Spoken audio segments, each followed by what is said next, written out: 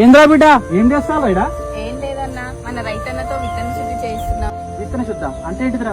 అన్న నేను చెప్తా అన్న, ఇప్పుడు మన రైతన్న విత్తనాన్ని విత్తుకుంటాడు కదా, అప్పుడు మట్టిలో నుంచి గాని, విత్తనం లోపల నుంచి గాని, పాత పంట నుంచి గాని, లేకపోతే విత్తకున్న తర్వాత వచ్చే రోగాల నుంచి, తెగుల నుంచి కాపాడుతుంది. ఇంకా విత్తనాలన్నీ మొలకెత్తాలి కదన్నా, అందుకోసం మన రైతన్న ఫంగిసైడ్స్ తో, ఇన్సెక్టిసైడ్స్ తో, ఇంకా జీవన ఎరువులతో, ఇట్ల ఎరువులతో కోటింగ్ చేసి విత్తన శుద్ధి చేసుకుంటాడు. ఇక్కడ మన రైతన్న ఏంటంటే 5 ml నానో డిఏపి తీసుకొని కేజీ సీడ్లలో విత్తన శుద్ధి చేస్తున్నాం. 5 ml సరిపోతుంది రా కేజీ సీడ్ కి? భలే ఉన్నావన్నా, ఇందుకు సరిపోదు, మంచి సరిపోతుంది. ఇప్పుడు చిన్నపిల్లలు ఉగ్గెంత వస్తామన్నా, మనం కొంచెమే వస్తాం, బాడీ మొత్తం అయితే పోయాం కదా. ఇది కూడా అంతే, ఇట్లా కోటింగ్ చేయడం వల్ల భాస్వరం అవన్నీ మంచిగా అంది, వేరు వ్యవస్థ బలపడుతుంది. అట్లా విత్తనాలను ఒకటే కాదన్న, వరి నార్లని, కూరగాయల నార్లను కూడా ఇట్లా శుద్ధి చేసుకోవచ్చు. అట్లా చేయడం వల్ల పంట తొందరగా ఏనుకొని బలంగా వస్తుంది. పంట విత్తుకునే ముందు ప్రతి రైతు ఇట్లా విత్తనాన్ని శుద్ధి చేసుకోవడం వల్ల అధిక దిగుబడులు సాధించవచ్చు. ప్రతి రైతన్నకి ఇప్పుడే సమాచారాన్ని చేరవేయండి.